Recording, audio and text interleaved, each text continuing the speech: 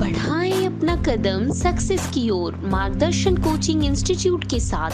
मार्गदर्शन coaching institute Bihar में एकमात्र कोचिंग संस्थान IIT and medical entrance exam के लिए।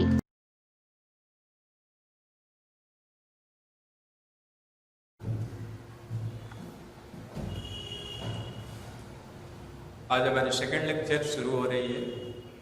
एक लेक्चर इसके पहले हमने देखा था जिसमें हमने साइंस को डिफाइन किया था, उसके बाद केमिस्ट्री को भी डिफाइन किया, उसके बाद हम लोगों ने मैटर को डिफाइन किया था, फिर हमने मैटर को क्लासिफाई किया था, फिजिकल क्लासिफिकेशन और केमिकल क्लासिफिकेशन। तो फिजिकल क्लासिफिकेशन की बातों को हमने पिछले क्लास में पढ़ा था। Today we will deal with chemical classification of matter. Well, come here. Chemical classification. तो यहां लिखा गया pure substance is the matter in which all the constituent particles are identical. Pure substance is the matter in which all the constituent particles are identical. तो pure substance ऐसा matter होता है जिसमें सभी कंस्टिट्यूएंट पार्टिकल्स आइडेंटिकल हैं। They can be atoms और molecules. वो atoms भी हो सकते हैं, मॉलिक्यूल्स भी हो सकते हैं। तो हमने यहाँ डिफाइन किया प्योर सब्सटेंस को, जैसा कि केमिकल क्लासिफिकेशन में हमने लिखा था। तो केमिकल क्लासिफिकेशन में ही हमें सब्सटेंस मिला था। Pure substance is the matter in which all the constituent particles are identical. Constituent particles कहने का मतलब होता है उसको बनाने वाले पार्टिकल्स। तो जिनसे वो बना है, वो सब्सटेंस जिससे बना है, वो सभी कंस्टिट्यूएंट पार्टिकल्स अगर आइडेंटिकल हो तब उसको कहते हैं हम लोग प्योर सब्सटेंस। अगली बात, all physical constants like MP for melting point and BP for boiling point. Here is BP boiling remains same. तो जो प्योर सब्सटेंस होगा उसके सभी physical constants like MP and BP same. मतलब एक सब्सटेंस के आप किसी भी पार्ट को लोगे तो उसकी melting point boiling point same ही। अब आ जाओ, मिक्सचर के बारे में बात हो रही है। मिक्सचर किसे कहते हैं? तो मिक्सचर लिखा गया mixture is group of more than one type of matter. तो this is the first. Mixture है क्या? ग्रुप है। इसका ग्रुप है more than one type of matter, एक से ज्यादा तरह के matter present together without changing properties of present together without changing properties of each other। तो मिक्सचर क्या है? Group of more than one type of matter present together without changing properties of each other। जैसे यहां पे हमने एक example भी लिया है। पहले बताया है कि मिक्सचर दो तरह के होते हैं, होमोजीनियस। इसके बाद हम एग्जाम्पल्स की बात करेंगे। होमोजीनियस और दूसरा वहां पे लिखा है हेट्रोजीनियस। तो पहले होमोजीनियस को हम लोग डिफाइन करें। तो होमोजीनियस मिक्सचर किसे कहेंगे? Equal distribution of particles of one substance into other. Equal distribution of particles of one substance into another. तो इक्वल डिस्ट्रीब्यूशन होता हो एक सब्सटेंस के पार्टिकल का दूसरे सब्सटेंस के पार्टिकल में, एक सब्सटेंस के पार्टिकल और दूसरे सब्सटेंस के पार्टिकल्स का इक्वल डिस्ट्रीब्यूशन होता हो तब उसको कहते हैं होमोजीनियस मिक्सचर। जैसे हमने कहा air is homogeneous mixture. Salt plus water, नमक, साल्ट मीन्स नमक। तो नमक और पानी का मिक्सचर। तो नमक और पानी का जो मिक्सचर होगा तो आप उसको क्या बोलोगे? Homogeneous mixture. Homogeneous mixture. अलवाय, एक नया टर्म मिला हमें अलवाय। शायद आपने प्रीवियस क्लासेज में अलवाय वर्ड को पढ़ा हो। वैसे हम लोग आगे देखेंगे, अलवाय की भी बात करेंगे कि अलवाय किसे कहा। ओके, तो ये था हमारा homogeneous mixture. Now come to see heterogeneous mixture. हम हेट्रोजीनियस मिक्सचर किसे कहते हैं? तो यहां लिखा गया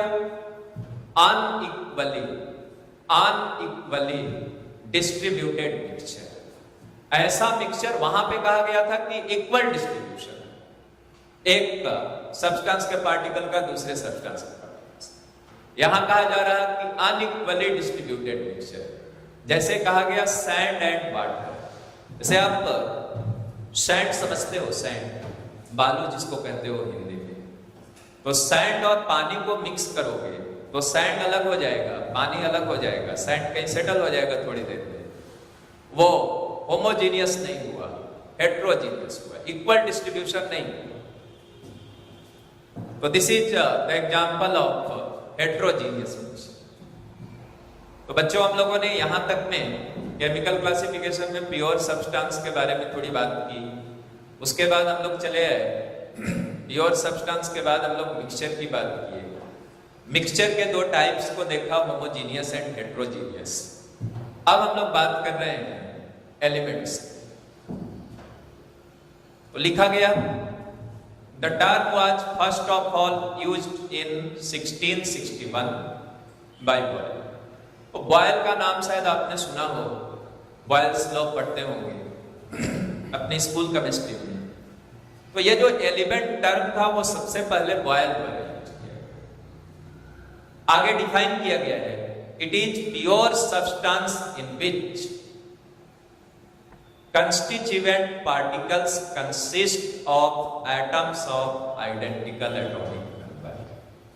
तो it is pure substance. Mixture क्या है? तो मिक्सचर भी सब्सटेंस का ही एक टाइप है, लेकिन कैसा substance? Pure substance in which constituent particles, जिन पार्टिकल से वो बना, consist of atoms of identical atomic.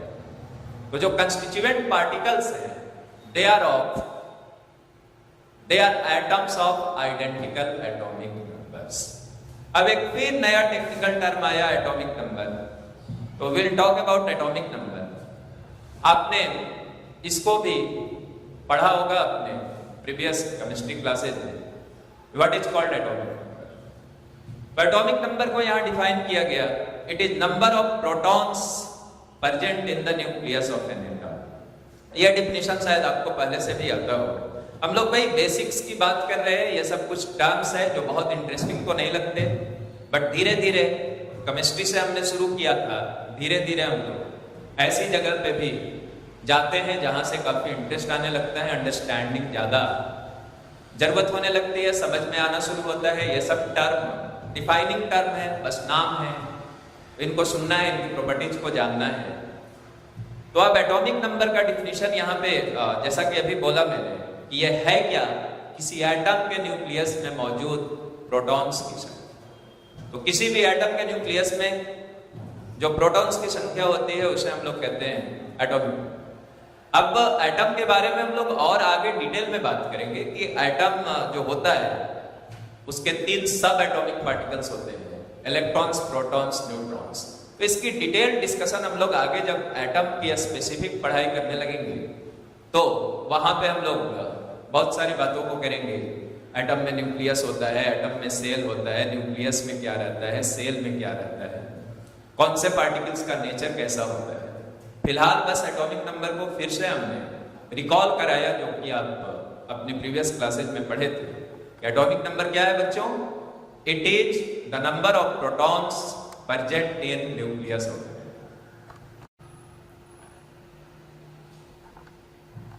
Yes. Symbols use to represent element. तो बहुत सारे लोगों ने अलग अलग वेज बताया एलिमेंट्स को रिप्रेजेंट करने का, लेकिन जो मॉडर्न सिस्टम है और सबसे कन्वीनियंट सिस्टम जिसको हम लोग आज फॉलो करते हैं, that was given by Berzelius. अब इसके फीचर्स क्या क्या हुए, क्या कहा बर्जीलियस? वो कहा कि symbol of an element is first plus any other letter of its English, Greek or Latin. तो एलिमेंट्स के सिंबल के बारे में कहा वर्जिलियस साहब ने। एलिमेंट का जो सिंबल होता है वो उस एलिमेंट के इंग्लिश या ग्रीक या लैटिन नेम का फर्स्ट लेटर इधर होता या फर्स्ट प्लस कोई और एक लेटर। जैसे ये सभी एलिमेंट्स की जो सिंबल है, इन सभी एलिमेंट्स की सिंबल ये इनके इंग्लिश नेम के लेटर से लिए गए। जैसे H, शायद आप इसको पहचान रहे होंगे कि H जो सिंबल होता है वो हाइड्रोजन का है। तो इसका इंग्लिश नेम हाइड्रोजन था, उसके फर्स्ट लेटर को ले लिया गया, that is hydrogen. Helium, this is also taken from English name. तो हीलियम का फर्स्ट लेटर एक H लिया गया, एक दूसरा लेटर E। तो He is the symbol for helium. Li लिखा गया है। आप सब जानते होंगे कि Li सिंबल है लिथियम का। तो इंग्लिश नेम इसका लिथियम था, L उसका फर्स्ट लेटर था, I एक दूसरा लेटर था जिसको lithium. C for carbon, C is the symbol for carbon. तो कार्बन के लिए C लिखते हैं। और शायद ये चीजें आपको पहले से याद हो, और नहीं याद है तो अब तो इसेंशियली आपको आना ही चाहिए। तो C for carbon, O for oxygen, S for sulphur. तो इनका जो इंग्लिश नाम था उन्हीं के लेटर्स को लेकर के इन एलिमेंट्स का सिंबल। बहुत सारे ऐसे एलिमेंट्स भी हैं जिनके लिए उनके लैटिन नाम से फर्स्ट लेटर और किसी और लेटर को लिया गया है। जैसे Na यहाँ लिखा गया है, तो सोचो कि ये Na किसका सिंबल है, तो शायद आप बोलोगे कि ये सोडियम का सिंबल। तो इंग्लिश नेम तो इसका सोडियम है, वहां कोई फर्स्ट लेटर N नहीं है। सोडियम में तो फर्स्ट लेटर S हुआ, बट इसकी सिंबल Na है। तो ये जो Na आया है वो इंग्लिश नेम से नहीं आया, लैटिन नेम से। नाम इसका था, लैटिन नेम था नाइट्रियम, तो उसी का Na ले लिया गया, सोडियम।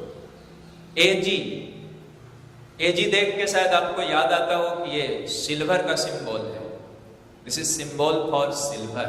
सिल्वर के लिए हम लोग सिंबल Ag लिखते हैं या Ag लिखते हैं। तो सिल्वर भी स्टार्ट हो रहा है, इंग्लिश नेम की बात करोगे तो S से, लेकिन यहां जो सिंबल लिखा गया है वो Ag है। और Ag इसका लैटिन नाम के लेटर्स को लेकर के बना। तो सिल्वर का जो लैटिन नाम था वो था अर्जेंटम, अर्जेंटम। इसी का फर्स्ट लेटर A ले लिया गया और यहां G आया है उसका। गोल्ड, नाम तो सभी को गोल्ड सिल्वर मालूम है, शायद सिंबल भी बहुत सारे लोगों को मालूम होगा। जिनको नहीं मालूम है वो आज जान जाए कि गोल्ड की जो सिंबल होती है वो AU, गोल्ड। तो गोल्ड तो GOLD इंग्लिश नाम की बात करोगे तो, लेकिन सिंबल AU है। तो यह भी इंग्लिश नेम से नहीं लिया गया, लैटिन नेम से लिया गया, ऑरम, ऑरम। तो इसी का फर्स्ट 2 लेटर ले लिया गया, गोल्ड। Sn लिखा गया, this is the symbol for tin. एक एलिमेंट टीन है तो उसकी सिंबल है Sn। अब टीन तो TIN है, वहां तो कोई S नहीं आया, तो यह भी लैटिन नेम से लिया गया है। Latin name is stand. के, ये काफी पॉपुलर है और आसान वाला है, तो के आपको याद होगा, पोटेशियम के लिए लिखा हुआ है। तो ये जो के है दिस इज फॉर पोटेशियम, लेकिन पोटेशियम का तो फर्स्ट लेटर P है, यहाँ के लिखा गया है। ये भी इसके इंग्लिश नेम से नहीं आया, लैटिन नेम से आया। पोटेशियम का लैटिन नेम है कैलियम, तो इसी का फर्स्ट लेटर के लिए। आयरन, ये भी काफी पॉपुलर है और आपको इसकी सिंबल याद होगी, Fe। तो आयरन तो I से शुरू होता है, but here the symbol is Fe। तो यह भी इंग्लिश नेम से नहीं लिया गया है, यह भी लैटिन नेम से लिया गया है, फेरम। तो इसी का फर्स्ट 2 लेटर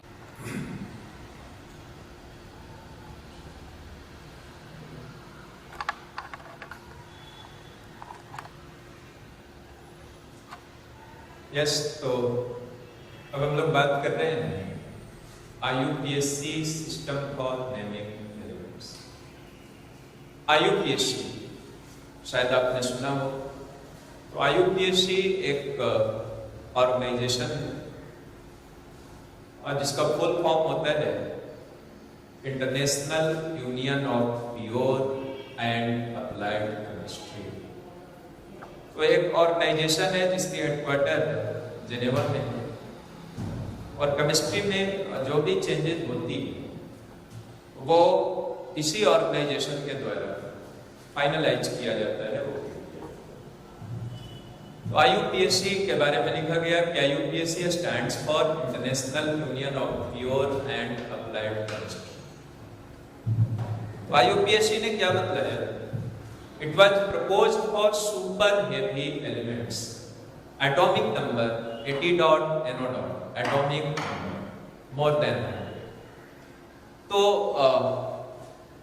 जैसे सुपर हेवी एलिमेंट्स जिनके एटॉमिक नंबर 100 से ज्यादा थी, तो ऐसे एलिमेंट्स जिनके एटॉमिक नंबर 100 से ज्यादा थी उनके नेम्स को लेके कंट्रोवर्सी है। अलग अलग नेशंस में एक ही एलिमेंट के एक से ज्यादा नाम है। तो इस कंट्रोवर्सी को सॉर्ट आउट करने के लिए, इस विवाद का हल करने के लिए IUPAC ने एक गाइडलाइन तय किया और कहा कि ऐसे एलिमेंट्स जिनके एटॉमिक नंबर 100 से ज्यादा है उनको इन्हीं गाइडलाइंस को फॉलो करके नेम किया। तो इस गाइडलाइन में इन्होंने कहा क्या क्या इसके बातें। पहली बात तो ये हुई कि ये यूज किसके लिए बेसिकली होता है? सुपर हेवी एलिमेंट्स के लिए, उन एलिमेंट्स के लिए जिनकी एटॉमिक नंबर 100 से ज्यादा है, 100 से ज्यादा है। तो इसके फीचर्स को बताया कि the name is short and related to atomic number. मतलब 100 से ज्यादा एटॉमिक नंबर वाले एलिमेंट्स जिनके लिए हम लोग IUPAC रिकमेंडेड नेम लिख रहे हैं, तो उसका नाम लिखना काफी आसान है, वहां किसी तरह की मेमोरी नहीं। जैसे अगर आप सोडियम की बात करोगे तो सोडियम की सिंबल Na होती है, यू हैव टू मेमोराइज। अगर आपको याद नहीं है तो you can not tell it that the symbol of sodium is. वैसे ही अगर आपको आयरन की सिंबल किसी ने पूछा तो अनलेस अनटिल आपको वो याद नहीं तब तक आप Fe नहीं बोल सकते। बट IUPAC सिंबल की एक बेनिफिट ये होगी कि उन्होंने डिजिट्स को, डिजिट्स समझते होंगे शायद आप, डिजिट्स 10 ही होते हैं, 0 से लेकर 9 तक, 0 से लेकर के 9 तक। तो इतने ही डिजिट से मिलकर के कोई भी नंबर, चाहे वो कितना भी बड़ा हो, चाहे वो करोड़ वाला हो या अरब वाला हो या खरब वाला हो, फर्क नहीं पड़ता। बस इन्हीं 10 डिजिट से सारे नंबर बनते हैं, starting from 0 to 9। These are your 10 digits. तो IUPAC ने क्या कहा कि जो डिफरेंट डिजिट्स हैं 10 तक, तो इन डिजिट्स के लिए उन्होंने अलग अलग नाम दिए हर डिजिट। जैसे 0 के लिए उन्होंने कुछ नाम दिया, 1 के लिए दिया, जो कि हम लोगों ने लिखा है, हम लोग इस पे भी चर्चा कर लेंगे। और कहा, तो मैं बात कर रहा था कि जैसे डिफरेंट डिजिट्स के लिए IUPAC ने अलग अलग नेम सजेस्ट किया और उस नाम को रखते समय ध्यान रखा गया कि किसी भी 2 डिजिट का नाम का फर्स्ट लेटर सेम ना हो। ये जो हमारे 0 से 9 तक 10 डिजिट्स हुए, तो उसमें किसी भी 2 डिजिट का जो नेम हुआ उसके फर्स्ट लेटर सेम नहीं। तो इसमें इन्होंने क्या क्या कहा कि name is short and related to atomic. मतलब आपको डिजिट्स का सिर्फ नाम बिना मेमोराइज किए आप इस नाम को लिख सकते हैं। The name ends with suffix. एक वर्ड आया सफिक्स, सफिक्स। तो सफिक्स शायद आप समझते होंगे कि सफिक्स उसको कहते हैं जो वर्ड के एंड में होता है। किसी भी शब्द के अंत में हम सफिक्स ऐड करें। तो लिखा गया the name ends with suffix IUM। मतलब ये कि 100 से ज्यादा एटॉमिक नंबर वाले एलिमेंट्स का जो नाम होगा वो IUM में एंड करेगा। आगे लिखा गया super heavy elements have 3 parts each related to the numerical root. जैसे आप बोलते हो 101, तो 101 बोलते हो तो वहां पे 3 डिजिट्स आए 1 0 एंड 1, तो 1 का न्यूमेरिकल रूट होगा जो आगे लिखा गया है, मैं इस पे चर्चा करूंगा। वैसे ही 0 का भी न्यूमेरिकल रूट होगा और वैसे ही फिर लास्ट वाले 1 का भी न्यूमेरिकल रूट होगा। तो ये न्यूमेरिकल रूट तीनों का लिखा जाएगा और अंत में लिख दिया जाएगा IUM। तो फर्स्ट ऑफ ऑल हमें इन डिजिट्स के नेम को याद करना है कि किस डिजिट का क्या नाम, और हाँ वहीं पे पैरेंथेसिस में ब्रैकेट में हमने उस डिजिट का फर्स्ट लेटर दिया है जो कि उस डिजिट के लिए एब्रिविएशन है। तो जब किसी एलिमेंट का हम सिंबल लिखेंगे, ऐसे एलिमेंट्स का जिसके एटॉमिक नंबर 100 से ज्यादा है, तो उसमें हमें उन डिजिट्स के एब्रिविएशन मीन्स फर्स्ट लेटर को लिखना होगा। जैसे 1 आया तो उसका जो नाम होगा उसके फर्स्ट लेटर को, 0 आया तो उसका जो नाम होगा उसके फर्स्ट लेटर को, 8 आया तो उसका जो नाम होगा उसके फर्स्ट लेटर को। This is abbreviation. तो हमने यहाँ पे एब्रिविएशन को ब्रैकेट में दिखाया। जैसे 0 है डिजिट, नेम इसका होगा नी। तो ये बात आपको बिल्कुल याद कर लेनी है अभी से, right from now, for 0 the name is nil. और चूंकि इसका फर्स्ट लेटर N है तो यहाँ ब्रैकेट में N लिखा होगा। 1 के लिए नेम हुआ un, UM, un, first letter is abbreviation U। 3 के लिए ट्राई, एब्रिविएशन इज T। 4 के लिए quad, QUAD, quad, abbreviation Q।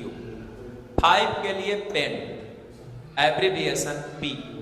6 के लिए hex, abbreviation H।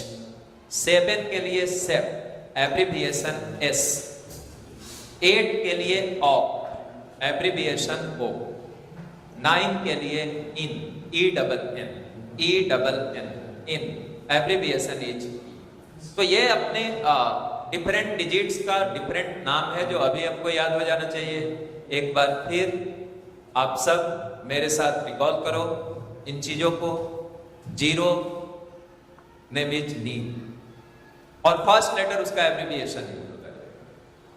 1 un, 2 bi, 3 tri, 4 quad, 5 pent, 6 hex, बोलते चलोगे साथ, 7 सेप्ट, 8 ऑफ, 9 इन।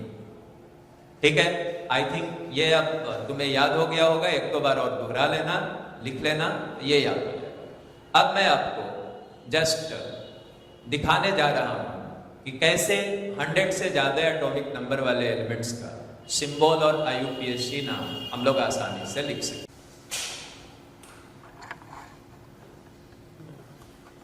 तो यस, लेट्स सी हियर।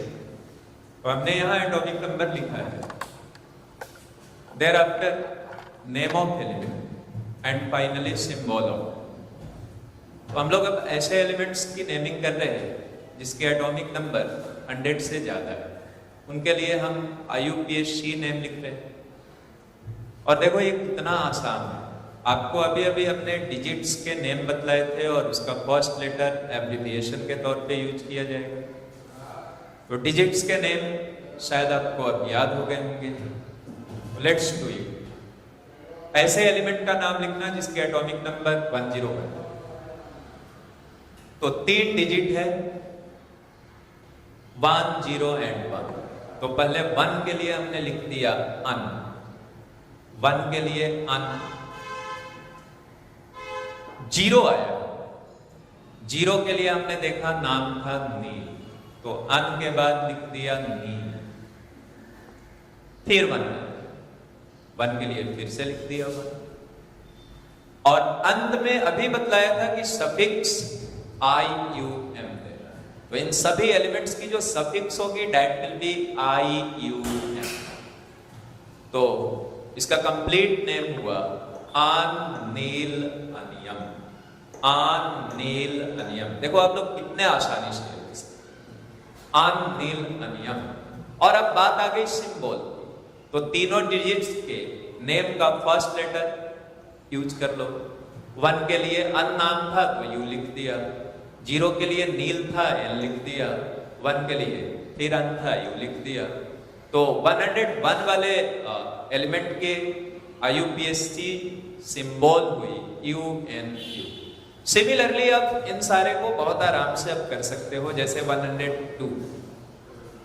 तो 102 है 102, 1 के लिए अन लिखा, 0 के लिए नील लिखा, 2 के लिए अभी देखा था बाई, तो आन नील बाइयम, आन नील बाइयम।